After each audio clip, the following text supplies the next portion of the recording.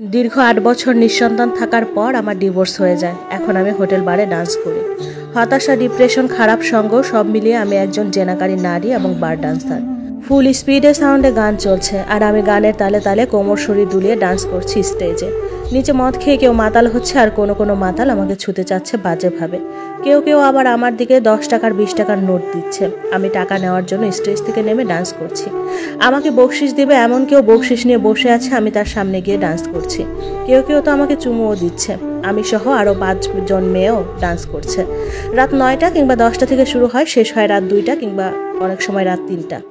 বৃহস্পতিবার দিন বার বেশি জমে। সাধারণত বারে যাদের অবৈধ টাকা বেশি তারা আসে। অনেকে বন্ধুর সাথে দেখতেও আসে। মধ্যবিত্ত তেমন কেউই আসে না। আমি যে বারে ডান্স করি সেবারে সব হাই সোসাইটির অবৈধ টাকা পয়সাওয়ালা লোকেরাই আসে বেশি। আজ অনেক দিন যাবৎ বারে ডান্স করতে করতে এখন যেন লজ্জা শরম উঠে গেছে। ছোট পোশাকে শরীর দেখিয়ে ডান্স করলে কাস্টমাররা খুব বেশি খুশি হয়। আবার অনেক কাস্টমার রাতে আমার সঙ্গও চেয়ে থাকে। আমি আবার টাকাওয়ালা না হলে সঙ্গ দেই না। বাসায় ফিরি সকাল 8টায়। হোটেল থেকে গোসল করে ফ্রেশ হয়ে বোরকা পরে বেরিয়ে যাই। বাসায় যাওয়ার সময় কাঁচা বাজার করে নিয়ে যাই। বাসায় গিয়ে নাস্তা খেয়ে ঘুম দেই আর ঘুম থেকে উঠে একদম 5টা বাজে। কেউ আমাকে বিরক্ত করে না। আমার 2 বোন আমার জন্য সব করে রাখে। বাসায় জানে মেডিকেলে আয়ার জব করি। ঘুম থেকে উঠে ভাত খেয়ে মা বোনদের সাথে কথা বলি কতক্ষণ, তারপর রাত হয়ে যায়। রাতে ভারী খাবার খাই না। একটু চা নাস্তা খেয়ে বোরকা পরে আবার চলে আসি। আমি চাই না আমার এই খারাপ রূপ কেউ দেখুক। আজ বারে মানুষ একদম কম। আজ মঙ্গলবার, এজন্য মাত্র 2 জন মেয়ে রাখছে। আজকে মানুষ মাত্র 12 জনের মতো, তাও 10টার পরে এসেছে তারা। আবার তারা 12টার সময় চলে যায়। আমি আর আরেকটা মেয়ে হোটেলের রুমে গিয়ে ঘুমিয়ে পড়ি। যেদিন কাস্টমার বেশি হয় সেদিন অনেকগুলো মেয়ে আসে। না হলে আমি আর রানী ওদের পার্মানেন্ট। আমাদের মাসিক বেতন দেওয়া হয়। এছাড়া বকশিস পেলে সেটা আমাদের। সকালে বাসায় এসেছি। 10টার দিকে এক মহিলা এসেছে আমার বিবাহের সম্বন্ধে। তার কাছে একটি ভালো পাত্র আছে। আমি মাকে সোজা সাপটা বলে দেই, তোমাদের ইচ্ছে মতো একটা দিয়েছো, কিছু বলি নাই, আমি বিবাহ করব না। দয়া করে আমাকে আর বিবাহ দেওয়ার চেষ্টা করো না।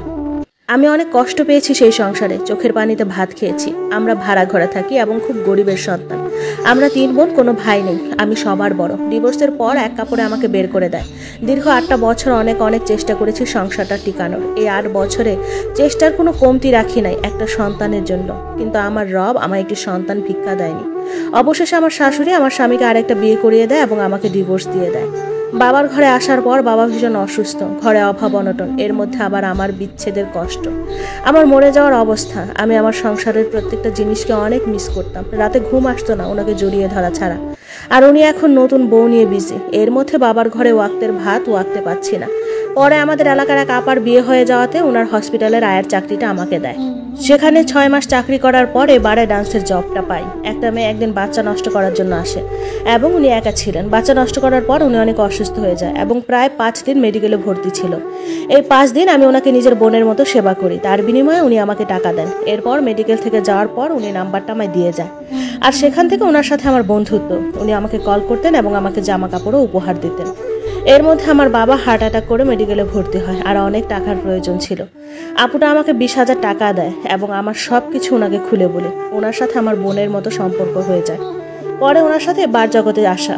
প্রথম নাচতে পারতাম না। উনি আমাকে ওনার বাসায় নিয়ে গিয়ে টিভি ছেড়ে দিয়ে ডান্স শেখাতো। এর মধ্যে হাসপাতালে চাকরিটা চলে যায়। আমি বাসায় কাউকে সেটা বলিনি আর জানেও না বাসার কেউ। যাই হোক, বারে ডান্স করছি। বার ম্যানেজার আমাকে ডাক দিল। আমি গেলাম। উনি আমায় বলল আজ একজনকে সঙ্গ দিতে হবে। আমি হেসে বললাম, মালদার আছে তো? আমার আবার মালদার টাকাওয়ালা না হলে ভালো লাগে না। আরে উনি ভীষণ পয়সাওয়ালা, প্রবাসী বাঙালি। তোমাকে ভালো লেগেছে তাই আমাদের বললো তো আজ তোমার সঙ্গ পেতে চায়। আমি বললাম ঠিক আছে, তুমি 4 তলার ডার পাশের 98 নাম্বার রুমে যাও। আমি কথা না বাড়িয়ে একটা বিয়ার খেতে 4 তলার রুমে পা বাড়ালাম। রুমে গিয়ে দেখলাম আধা বয়স্ক একজন লোক বসে মোবাইল টিপছে আর সিগারেট খাচ্ছে। বয়স মোটামুটি 47-এর আশেপাশে হতে পারে। আমি শব্দ করে দরজা বন্ধ করেছি। আমাকে দেখে উনি নড়ে চড়ে বসেছেন। আমি ওনার পাশে বসে জিজ্ঞেস করলাম, কেমন আছেন? ভালো আছি, তুমি কেমন আছো? আমিও ভালো আছি। দেখো, আমি তোমার সাথে গল্প করতে চাই। আমি ঘুমাবো, তুমি আর মাথায় হাত বুলিয়ে দিবে আমাকে, আমার পিঠ চুলকিয়ে দিবে। ভ্রু কুচকে আমি বললাম, এটা কেমন কথা? আমি জানি না, তবে শান্তি চাই। আমি খুব কথা বলবো, তুমি চুপচাপ শুনবে। আমার কথাগুলো ধৈর্য ধরে শুনবে। জি শুনবো, আপনার সব কথা শুনবো, তবে সাধারণত মানুষ তো শরীর চায়। আপনি যা বলছেন তা তো না সম্পূর্ণ নাটক টাইপ। উত্তরটা না দিয়ে উনি শার্টটা খুললেন, ভিতরে সাদা পাতলা গেঞ্জি পরনে, ওনার সাথে একটা কয়েক জায়গায় ছেঁড়া ট্রাউজার।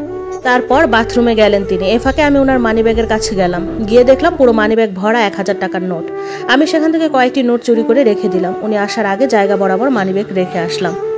সকাল 7টায় ঘুম থেকে উঠলাম, কিন্তু পাশে উনি তখনও ঘুমাচ্ছেন। আমি উঠে বাথরুমে গেলাম, বাথরুম থেকে বেরিয়ে ওনাকে ডাক দিলাম, বললাম উঠেন, আমাকে বাসায় যেতে হবে। উনি আড়মোড়া ভেঙে উঠলেন, উঠে বললেন আর একটু থাকো তুমি, আমি তোমার সাথে চা খেতে চাই।